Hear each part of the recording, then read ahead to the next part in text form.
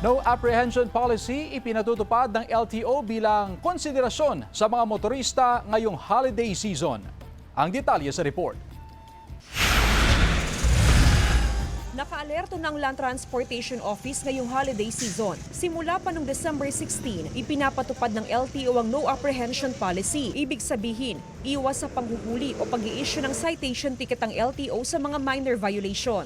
Kung pwede lang po ay hindi na po tayo pwedeng manghuli kasi nga po baka iba po yung isipin ng ating mga kababayan na ginagawa ng ating mga enforcers. Pero pagdating sa mga major violation gaya ng colorum, hindi raw ito palalampasin ng LTO. Ganon din ang overloading ngayong holiday season na mapanganib sa mga pasahero. May mga itatayong motorist assistance o help desk ang LTO sa mga pangunahing kalsada para matiyak na merong aalalay sa mga motoristang babiyahe sa kanilang probinsya. Mag-ingat po tayo. Isipin po natin na meron pong pamilya naghihintay sa ating pag-uwi. Malaking bagay naman para sa mga motorista ang konsiderasyon na ipinapatupad ngayon ng LTO. Pero sa kabila nito, nakahanda naman daw ang mga motoristang babiyahe ngayon. Nakakondisyon na ang mga sakyang gagamitin para maiwasan ang aberya sa kalsada. Safety first, ma'am.